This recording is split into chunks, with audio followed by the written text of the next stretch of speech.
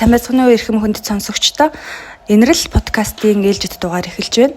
За өнөөдрийн дугаартаа та бүхэндээ цусны донорын дэлхийн өдрийг тэмдэглэн өнгөрүүлэх тухай ер нь бол цусны донор болох талаар ач холбогдол нь юу юм бэ гэдэг талаар яаралтай тусламжийн эрчим тэмцлэгийн эмч Арин Цэцэгтэй ярилцахаар бэлтгэсэн байна. За Дэлхийн эрүүл мэндийн байгууллагаас 2024 оны цусны донорын дэлхийн өдрийг амьдрал бэлгэлсэн 20 жил цусны донор танд баярлалаа урайнд ор тэмдэглэн өнгөрүүлэхээр явж байгаа юм байна. За тэгэхээр цусны донор болох нь яг ач холбогдол нь юу юм бэ? Цусны донор гэж яг хэнийг хэлэх вэ гэдэг талаар хоёлоо ярилцлага эхлэе гэж бодлоо. Та сонсогчдоо бас өөрийгөө танилцуулаад энэ талаар ярилцлага эхлэе тийм ээ. За сайн байцгаана уу. За бүгдэнд нь өдрийн мэнд хүргэе. За намайг Арин Цэцэг гэдэг. За нийслэлийн энэрл эмнэлгийн эрчим тэмцлэгийн яаралтай тусламжийн засгийн хэмжээ юмаа. За ер нь бол цусны донор гэж хэмбэ гэд эхэлж байна. За энэ болохоор цус бол ер нь орлошгүй их үнэтэй зүйл бөгөөд альва мөнгө хөрөнгөөр үнэлж болтгоо зүйл юм аа. За энэ үнэлэгдэшгүй зүйлийг яаралтай хэрэг болсон хүнд амьдрал бэлгэлэн цусаа өгч байгаа хүн болгон л ерөнхийдөө донор юм аа. За төрөөс донорын цус цусан бүтээгдэхүүний хангамжийг сайжруулах, за аюулгүй байдлыг хангах талаар баримтлах бодлогын хүрээнд донорын үйлсийг сурталчлах, за олон нийтийн оролцоог нэмэгдүүлэх зорилгоор сар бүрийн 3-ны өдрийг ер нь донорын өдөр болгон тэмдэглэж цусаа бэлгэлэх өдөр болгож шийдвэрлсэн байдаг. Тэгэхээр цусны донорын дэлхийн өдөр маань одоо 6 дугаар сарын 14-нд тохиолж байгаа тий. За энэ арга хэмжээний хүрээнд ерөнхийдөө бол хүмүүс хөвчлэн хэр их цусаа өгдөг юм бол энэ талаар ер нь судалгаа байдаг болов уу?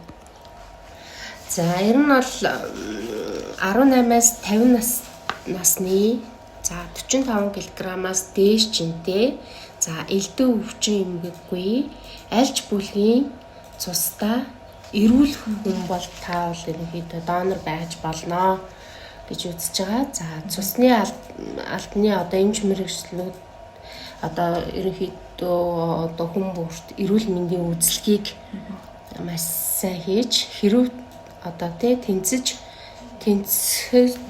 тохиолдолд ерөнхийдөө донор болгоно гэсэн. За сүүлийн жилүүдэд монголчуудын дунд илэгний БЦ вирусын тархалт их байгаагаас цусны донор ерөнхийдөө ховордоод байгаа.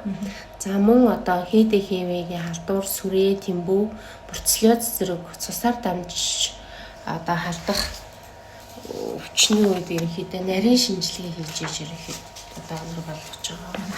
Одоо яг цусаа өгөх цусны донор болоход ер нь аюул байгаа юм байна. Хэр эрсдэлтэй илүү байна те? Цусаа өгөх нь бол ер нь ямар ч аюулгүй. За насанд хүрсэн хүн дунджаар 5-аас 7 литр ерөнхийдөө цус эргэлдэж идэг.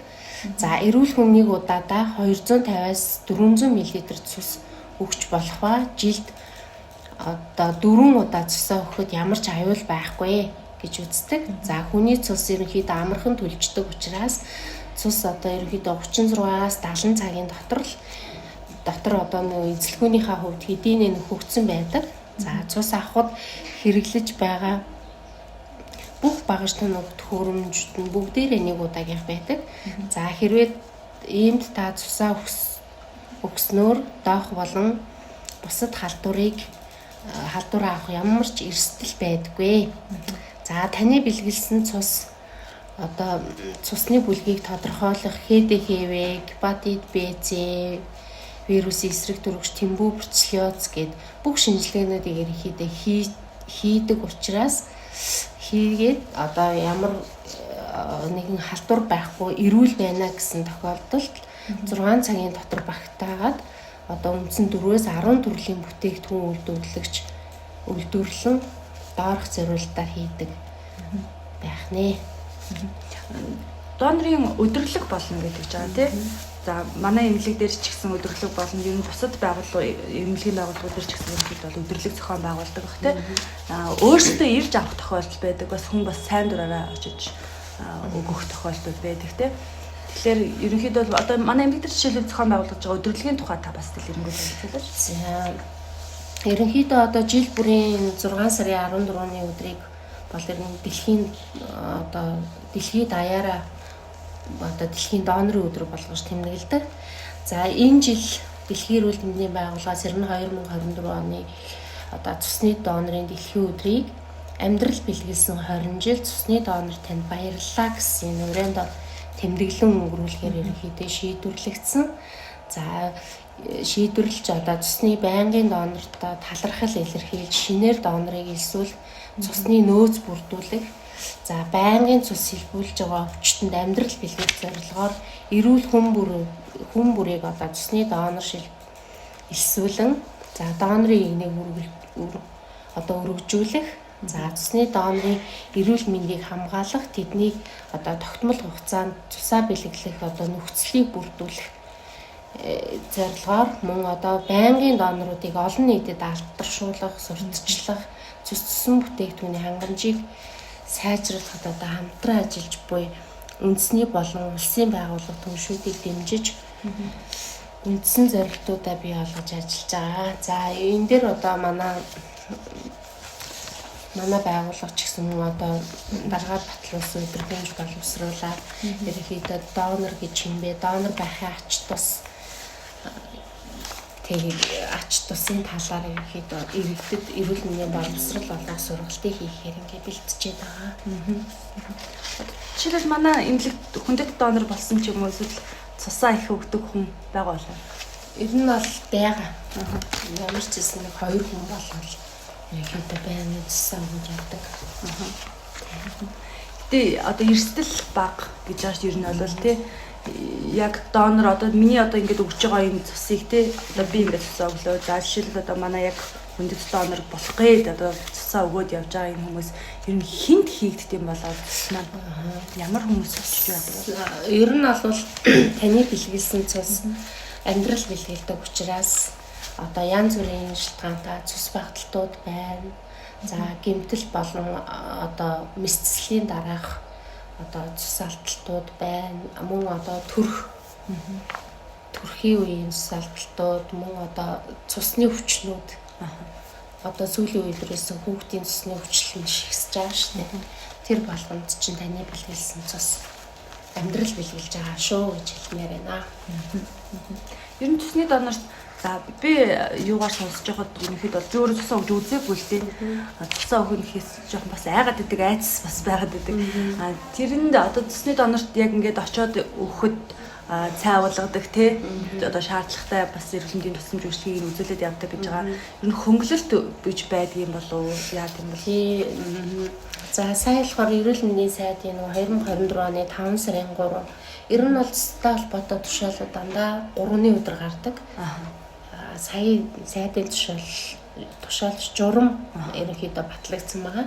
Энэ доноруудад ерөнхийдөө хөнгөлт үзүүлэх гэдэг. За энэ дээр болохоор эрүүл мэндийн байгууллага нь одоо тэ донортой одоо хамтын төлбөр нь шүү дээ. Одоо иргэн төлөх хамтын төлбөрийн ерөнхийдөө 50% хөнгөлтийг үзүүлж байгаа. Мөн одоо цус элбэлт судлалын үндэсний төв болон цусны салбар төвүүд нь цусны байнгын донор мөн одоо эрүүл мэндийн хөгжлийн төв нь амьд донор болохыг нотолсон ийм баримт бичгүүдийг бас ингээд доноруудтай өгж байгаа. За сүүлийн 2 жил ерөнхийдөө сайн дурын авлаггүйгээр 8-аас доошгүй удаад цус эсвэл 16-аас доошгүй удаа СВН-гээ бэлгэлсэн донор жилд 1 удаа. За цус СВН-гээ 35-аас дээш удаа бэлгэлсэн донорыг жилд 1 удаа. Амьд донор болсноос хойш 5 жилд 1 удаа. Гэт одоо эрүүл мэндийн байгууллага нь одоо амьд донор болон доноруудаа одоо мэдрэл, нөөц чих, хамар хоолой, эмэгтэйчүүд мэсцлийн амбулаторийн цэцлэмжийг өргөсөн үн төлбөр үзүүлж байгаа. За эрүүл мэндийн байгууллага нь бас одоо амьд донор дараах 50% хөнгөлтийг одоо эдгээр шинжилгээнүүдэд үзүүлээд явж байгаа. За хэвлийн хүндийн хэд 50 онцлогоо, эрентгийн шинжилгээ, зүрхний хвшлэг, тархины хвшлэг, хэвлийн компьютер томограф, цэсний дэлгэрэнгүй шинжилгээ, шийсний дэлгэрэнгүй шинжилгээ, за биохим, хотоодны төрөн, спирограмм гэдэг шинжилгээнүүдийг ерөнхийдөө одоо донор болгондоо 50% хөнгөлөлтөө бүр ингээд даад талаас нь одоо хасагдахтаа энэ бол 50% хөнгөлөлтөө гэсэн үг шүү дээ. бас юу агаарэ ингээд энэ тушаал дээр бас зааж өгсөн байгаа. За мөн одоо эрүүл мэндийн байгууллага нь одоо нэмэлтээр энэ эдгээр шинжилгээнүүдэд 50% хөнгөлөлтөө хийж өгөрэй гэдэг юм эрүүл мэндийн сайдын тушаал сая 5 сарын 3 гарсан байгаа. Журмаа шинжилсэн гэсэн үг тийм. Цусны донор болох бол ерөнхийдөө болвол яг маш ашил багталтай тий. Хүнд амьдрал бэлгэлж гин хүнийг цааш нь одоо зарим хүмүүсийг хэлэхэд амьдралын чанарыг дээшлүүлж гин гэсэн үг тий. Тэгэхээр энэ талаар ерөнхийдөө удирдлагынхаа тухайд манай зохион байгуулагдж явж байгаа. За бусад эрүүл мэндийн байгууллагууд дээр ч гэсэн цусны донорын удирдлагыг бас зохион байгуулж явж байгаа. За тэгэхээр та сонсогчтой бол цаашид ер нь цусны донор болох талаар тий цусны донор сайн болоорой, идэвхтэй байгаарэ гэдэг талаар бас уриалга хэлээд ярилцлага хоёлоо өндөрлүүлэх үү тий. За ер нь бол 2024 онд бол нэг зохион байгуулж байгаа үйл ажиллагааны чиглэл бол ер нь бол амьдрал бэлгэлсэн 20 жил цусны донорыг танд баярлалаа гэсэн юм өрөөнд орлол ихэд зохион байгуулагдаж байгаа.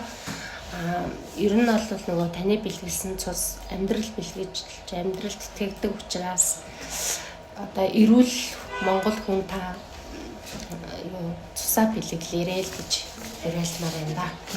За баярлалаа. За Инрэл подкастын энэ өдрийн дугаар инхүү өндөрлөж байна. За цусны донор болох цусны донорын талаар ашиг багтлын талаар ариун цэцэг эмчтэйгээ ярилцлаа. За энэ жил бол 2024 оны эрүүл мэндийн сайдын баталснаар бол амьдрал бэлгэлсэн 20 жил. За цусны донор танд баярлалаа гэдэг урайндаар явагдаж байгаа. Тийм учраас сонсогч та бүхэн бас өөрийнхөө боломжоор сонирхолтой байвал цусаа бас цусны төвүүд дээр бас очиж өгөх боломжтой тий. Цус хэлбэлтийн хаана очиж өгдөг лээ? Цус хэлбэлтийн үндэсний төв дээр очиж бас өөрсдийнхөө донорыг цусныхаа донорыг бас өгөх боломжтой шүү. За тэгээд дараагийн дугаараараа уулзтлаа. Баярлалаа.